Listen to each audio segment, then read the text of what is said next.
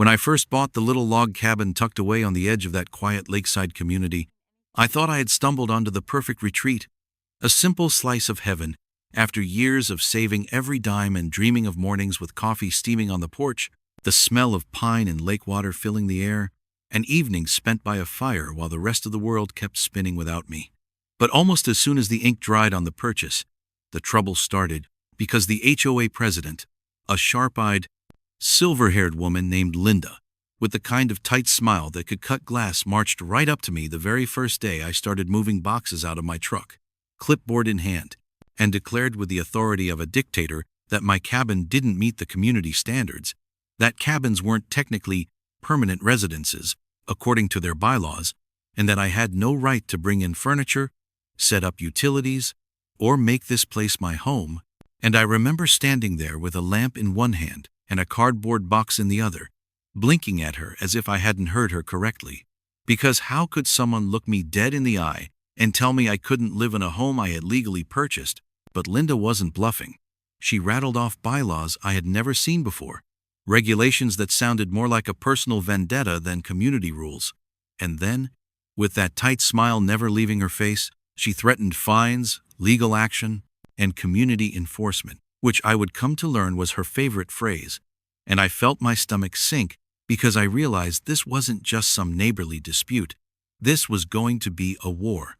Still, I kept unloading, determined not to be bullied, and as the sun dipped lower, I stacked my boxes inside the cabin and turned on the porch light. But it wasn't long before I noticed shadows gathering at the edge of my property, neighbors whispering, pointing, some shaking their heads, some looking away, and in the middle of it all was Linda, phone pressed to her ear, lips curled in triumph. And I knew before the sirens ever pierced the night that she had called the cops, that she had decided to escalate things from intimidation to outright humiliation. And sure enough, within minutes, 2 patrol cars rolled down the gravel road, lights flashing red and blue across the trees, and the entire neighborhood seemed to hold its breath as the officers stepped out, one resting his hand casually near his holster, the other carrying a flashlight, their faces unreadable as they approached me on the porch. I could feel my pulse hammering in my ears, my palms slick with sweat as I tried to prepare myself for whatever false story Linda had spun, and I braced for the worst: to be handcuffed in front of my new neighbors, to be dragged off my own porch like a criminal for the crime of moving into my own property. But even as dread crawled through my chest, a small, stubborn part of me knew this was just the beginning, that if the HOA wanted a fight, I was going to give them one they'd never forget. The 2 officers climbed my porch steps slowly, boots heavy against the wood, the beams of their flashlights sweeping over the stacked boxes and the faint glow of a lamp inside the cabin. And I stood frozen in place, trying not to look guilty of anything, because how could I be guilty of moving into my own home? But when one of the officers, a broad-shouldered man with tired eyes, asked me politely if I was the property owner, I felt a surge of relief wash through me, because he hadn't come in hot, hadn't barked orders or reached for his cuffs. He had simply asked a question, and when I handed him the deed papers that I had tucked in a folder specifically because I knew the HOA was going to try something like this, his eyes scanned the document, then lifted toward me with a look that was neither hostile nor friendly, but measured, the way someone looks when they know they've just been dragged into nonsense. And behind them, Linda came storming forward, like she was leading a cavalry charge, voice shrill, insisting that my cabin was an illegal structure, that it violated height codes, siding standards, and most importantly, community bylaws that specifically prohibited rustic architecture. And she jabbed her finger at me like I was a trespasser squatting on stolen land. But the officer just held up his hand and asked her to wait, which only seemed to infuriate her more, because suddenly her power was being checked, and the entire scene felt surreal. Neighbors whispering from the shadows, their faces illuminated in flashes of red and blue light, the lake behind us shimmering like liquid fire under the strobes of the patrol cars, and all I could think was how quickly this had escalated, how my dream of a peaceful retreat had turned into a full-blown police confrontation, orchestrated by someone who simply didn't like the look of my cabin. The officer asked me to explain, and I did, voice steady despite the adrenaline surging through me, telling him I had bought the property fair and square, had all the legal paperwork in order, and had even checked county zoning laws before finalizing the purchase. But before I could finish, Linda cut me off, screeching about how the HOA rules were above zoning, how the community had standards that had to be maintained, and how letting my cabin stand would devalue everyone's property. And she said it with such venom that it was clear this wasn't about rules at all. This was personal. Maybe she thought the cabin made her pristine, cookie-cutter neighborhood look less exclusive, or maybe she just enjoyed the power trip. But either way, her words hit the air like poison, and I braced myself for the officers to side with her, because that's how these things usually go. The person with the clipboard and the loudest voice usually gets their way. But then the second officer, younger and sharper, tilted his head and asked Linda a simple question that shifted the entire tone of the night. "Ma'am, do you actually have jurisdiction over private property deeds, or just community common areas?" And the silence that followed was deafening, because for the first time, Linda faltered, her mouth opening and closing like she had an answer but no sound coming out, and the neighbors shifted uncomfortably in the dark, some even smirking because they knew what she didn't want to admit. The HOA might have rules about fences, lawns, and paint colors, but they didn't have the legal authority to override a county deed, and in that moment the balance of power shifted, the officers turning their attention back to me, asking if I wanted to file a complaint for harassment, which nearly made my jaw hit the floor, because here I was expecting to be thrown off my own property, and instead I was being offered protection, validation, a chance to push back against the woman who had spent years terrorizing her neighbors with fines and threats. And though I didn't take the offer right away, something in me hardened, a determination that if she wanted to fight, I wasn't just going to defend myself anymore. I was going to expose her, and standing there with the cops listening to her sputter and the neighbors watching the drama unfold, I realized this wasn't just a battle over a cabin, it was the start of a reckoning that was long overdue. As the officers stood there waiting for Linda to respond, the silence between us grew heavier than the humid night air, broken only by the faint slap of water against the dock and the distant chirp of crickets. And when she finally sputtered something about community sovereignty and bylaws being binding contracts, it sounded so ridiculous even to her own ears that a couple of neighbors actually chuckled under their breath, which made her whip around and glare at them as if daring them to laugh again. But the damage was already done. Her authority was cracking in real time, and I could feel the tide shifting in my favor.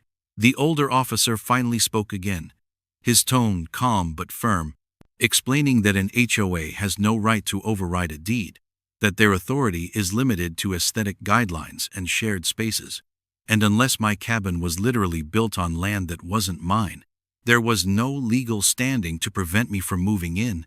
And when he asked me again to confirm ownership, I pulled out the full packet of county records I had prepared and handed them over, each notarized page like a nail in the coffin of Linda's argument, and the look on her face when he handed the folder back with a nod was priceless, part rage, part disbelief, part desperate scrambling for a foothold she no longer had.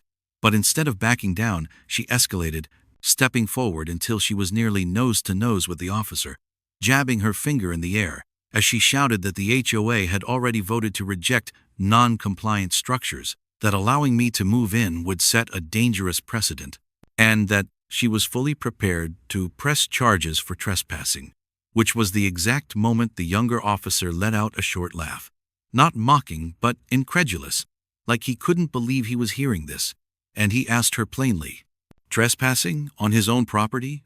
And that single question, said with the weight of authority and the bite of sarcasm, ripped through the night louder than any siren, and the neighbors who had been watching from the shadows finally allowed themselves to laugh openly, some shaking their heads, some whispering to each other with relief, because it was clear now the emperor had no clothes.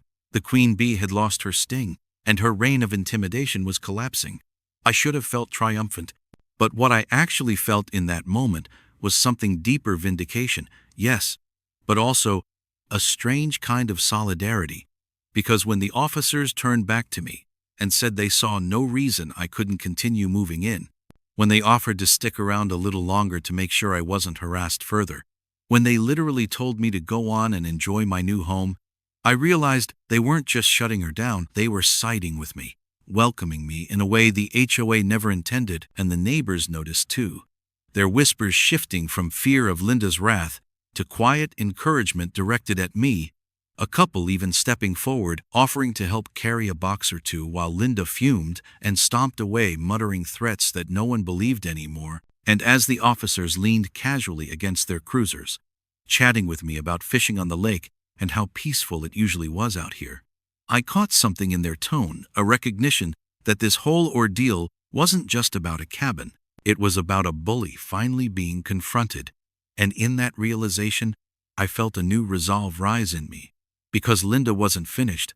I could see it in her eyes as she disappeared into the shadows, but neither was I.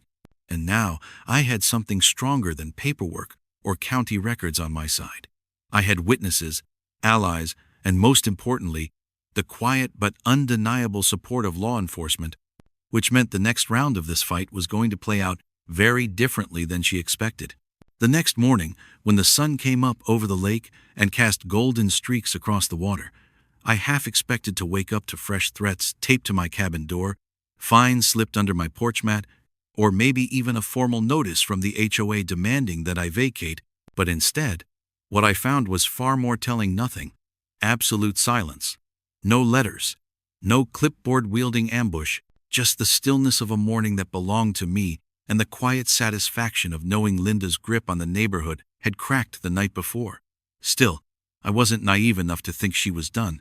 Because people like her don't just give up, they regroup, they scheme. And sure enough, by late afternoon I heard the familiar sound of her heels clicking down the gravel drive. Only this time she wasn't alone. She had dragged 2 other HOA board members with her, both of whom looked deeply uncomfortable, like they had been strong-armed into standing beside her for appearance's sake. And she wasted no time launching into another tirade about bylaws, standards, and community image. But this time something had changed. The words sounded hollow, like she was reading from a script that nobody believed in anymore. And when she gestured at me, insisting that my non-compliant cabin had to go, I noticed her backup wasn't nodding, wasn't adding their voices to hers. They were just standing there awkwardly, shifting from foot to foot, glancing toward my porch where, as fate would have it, 2 of the neighbors from the night before had stopped by with coffee and donuts as a sort of peace offering. And when Linda realized she was no longer speaking to an audience that feared her, she turned red with rage, sputtering threats that she couldn't possibly enforce, promising astronomical fines and legal action that everyone now knew were empty. I stayed calm, sipping my coffee, letting her unravel in front of witnesses, until finally one of her own board members gently interrupted her and said, "Linda, maybe it's time we let this go." And the look on her face when she heard those words was the look of a ruler watching her kingdom crumble. Because without their backing she had nothing. No authority, no leverage, just a reputation as the woman who had tried to call the cops on a homeowner and lost spectacularly. And as if the universe wanted to drive the point home, one of the officers from the night before happened to drive past on patrol, slowing down just long enough to wave at me and call out, "Welcome home," which made my neighbors laugh and clap me on the back. And it was in that moment that I knew the battle was over. Not because Linda had conceded, but because the community had stopped listening. Because the people she once intimidated now had a living, breathing example that her power was nothing but smoke and mirrors. And in that silence that followed her retreat, I realized I had not only defended my right to live in my cabin, I had also sparked something bigger, a quiet rebellion against the tyranny of her clipboard. And over the next few weeks, as I unpacked, furnished, and settled in, I noticed little changes: neighbors walking by more often, stopping to chat, one even asking if I'd join the next community meeting, not as a target but as a participant. And when I finally sat on my porch one evening, watching the lake shimmer under the fading light, I felt a peace that was hard-earned but sweeter because of it. Because the cops hadn't just refused to evict me, they had welcomed me. And in doing so, they had flipped the script on everything Linda thought she controlled, leaving me not just with a cabin on the lake, but with the unshakable knowledge that no amount of bullying, no HOA, no so-called community rules could stand against the truth of ownership, the power of standing your ground, and the solidarity of people who have finally had enough of being pushed around. And in that moment, as the crickets began to sing and the night wrapped itself around my little cabin. I knew without a doubt this wasn't just a move-in. This was the start of a new chapter, one where the HOA would think twice before ever crossing me again.